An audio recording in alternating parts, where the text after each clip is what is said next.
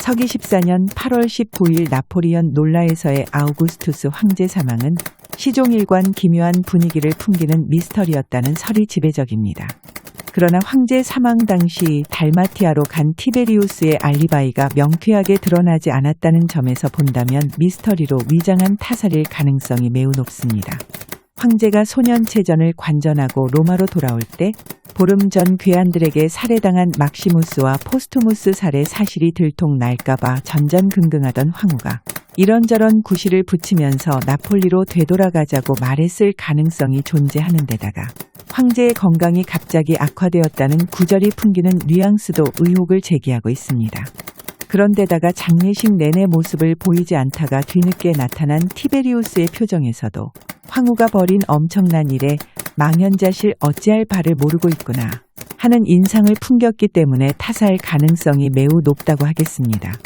그러나 문명시대 여명기 먹구름이었다는 혼란스러운 시국 상황에서 보면 역사적 퇴행 주역이었던 아우구스투스 황제 사망 따위는 문제거리가 되지 않습니다.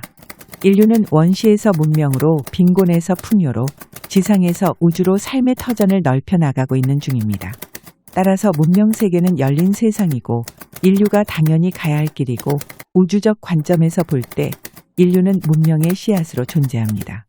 문명사를 되돌아보면 도약의 시기가 몇 번 있었고 선각자들도 있었습니다. 그런데다가 문명 세계는 지식과 정보를 공유하면서 사회적 요구에 따라 이루어졌기 때문에 개방과 협력으로 혁신을 이루어낸 결과물이라고 볼 수 있습니다. 그러나 반문명적 퇴행 역사는 단절과 어둠의 세상이고 악재가 겹치면서 운명의 장난에 노란할 수밖에 없는 불운의 연속이었습니다. 티베리우스 경우를 보면 운명의 장난이 얼마나 심각했는지 알 수 있습니다. 서기 17년 5월 26일 로마 시가지를 둘러싸고 있는 세르비우스 성벽 밖 마루스 광장에서 개선식이 있었습니다. 그런데 노획한 전리품을 실은 수레와 포로들을 앞세운 행진이 아니었습니다. 개선식이라기보다는 환영 행사였습니다.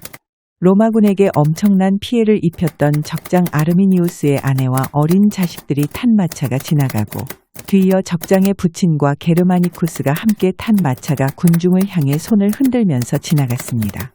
그 모습을 보면서 티베리우스의 감회는 남다를 수밖에 없었습니다. 그가 게르마니아 군단 사령관으로 있으면서 첩자를 보내 적장 아르미니우스 부친을 회유할 때 며느리와 아이들을 데리고 안전지대에 가 있으면 여생을 책임지고 평안하게 살 수 있게 해주겠다고 약속을 한 바 있었고 다른 부족장들에게도 마찬가지였습니다. 이와 같은 티베리우스의 귀순 작전을 게르마니쿠스가 이해하고 지속적으로 실천했기 때문에 적장 아르미니우스는 부하들로부터 외면당하고 도망다니는 신세가 되면서 물밑 작전은 성공했던 겁니다. 그렇기 때문에 티베리우스는 승자와 패자가 없는 모두가 하나의 로마로 결속되는 축제를 열었던 것이고 남쪽 갈리아에 이어 북쪽 게르마니아에도 평화를 정착시킬 수 있었습니다.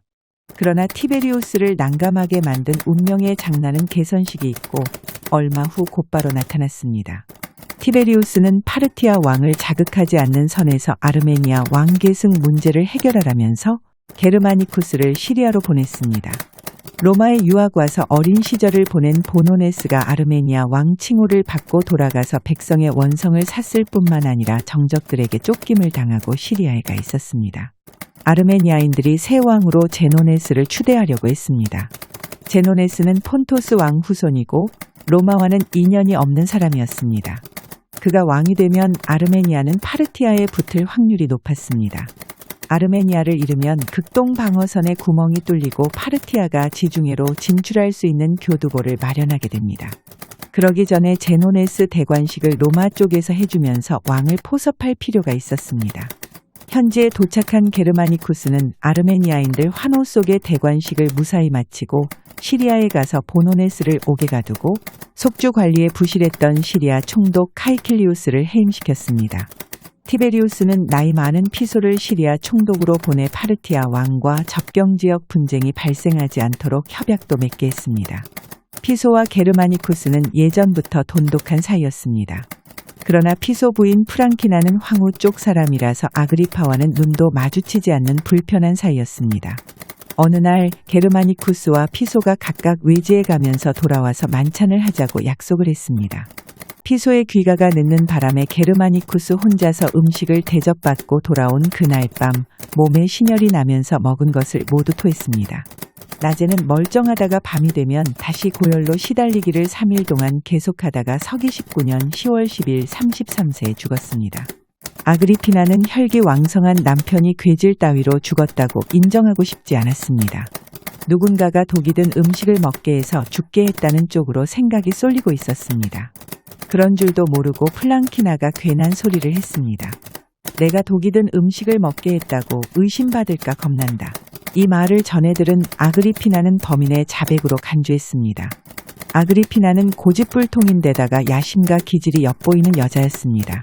게르마니쿠스는 용모가 단정하고 사리분별이 확실하고 온화한 성품이라서 누가 자기를 비방하더라도 결코 화를 내는 일이 없었습니다. 되레 상대방이 상처받지 않도록 배려하는 사람이었습니다.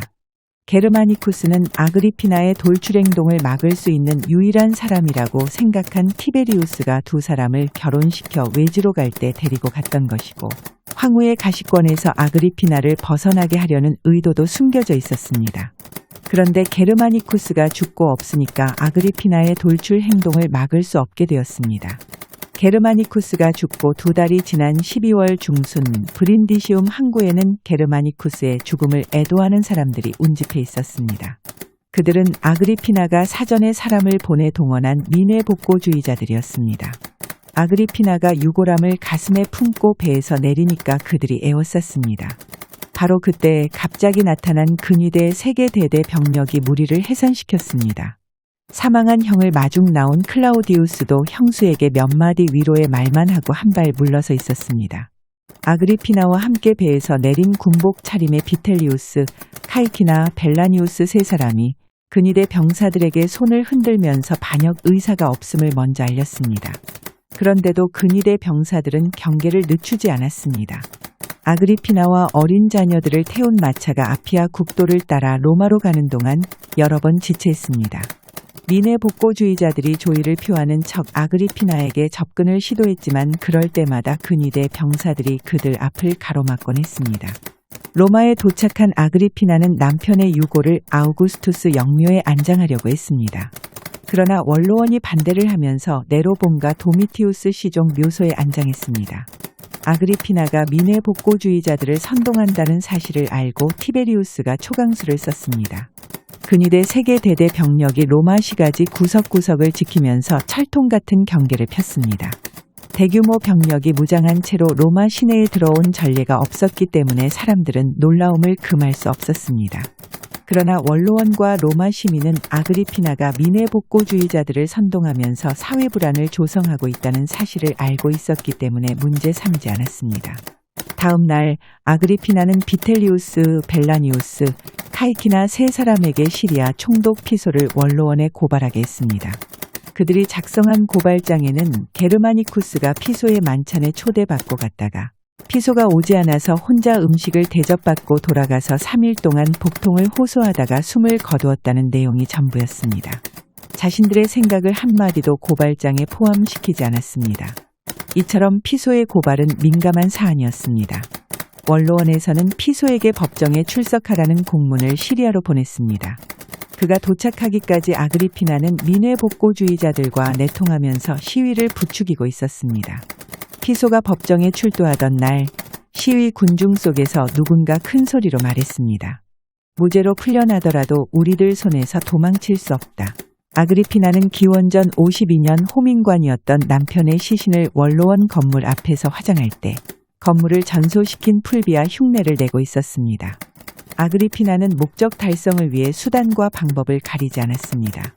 피소가 법정에 출석하던 날 티베리우스가 다음과 같이 말했습니다. 피소는 행정관이면서 군단장을 역임한 사람입니다. 게르마니쿠스와 협력하여 극동 지역 문제를 원만히 해결하라고 시리아로 보냈습니다. 원로원 여러분의 승인도 받았습니다. 따라서 여러분은 냉정하게 재판에 임해 주시기 바랍니다. 게르마니쿠스의 시신이 발가벗겨진 채 중앙광장에 전시되었다고 했는데 내가 보낸 의사의 말로는 독살의 흔적을 찾을 수 없었다고 합니다. 그러니 독살 의혹은 지금 이 자리에서 명쾌하게 밝혀야 합니다. 티베리우스는 잠시 멈추었다가 다시 말했습니다. 게르마니쿠스는 나의 조카이면서 아들이기도 합니다. 아들의 죽음에 나는 한없이 눈물을 흘렸습니다. 그렇다고 하더라도 독살의 혐의를 받고 있는 피소에게도 변명의 기회를 주어야 합니다. 소문 따위에 현혹되지 말고 여러분은 공정한 판단으로 재판에 임해 주시기 바랍니다. 티베리우스 발언에는 아그리피나에 대한 내용이 없었습니다. 피소를 비호하는 발언도 더 이상 하지 않았습니다. 피소 입장에서 본다면 자신이 법정에 섰다는 그 자체만으로도 치욕이라고 생각할 수 있었습니다. 소환당에 로마로 오면서 사건의 성격을 이미 파악한 터라 구차하게 부인 플랑키나를 들먹이면서 결백을 증명하려고 하지도 않았습니다. 식탁에서의 한낱 이야기 소재로 내뱉은 말을 가지고 트집을 잡은 사건이기 때문에 구차한 변명을 늘어놓고 싶지 않았던 겁니다. 티베리우스를 벼랑 끝으로 몰고 가려는 아그리피나의 계략에 부안해동하는 민회 복고주의자들을 원망하지도 않고 재판 결과에 연연하지도 않고 자살했습니다.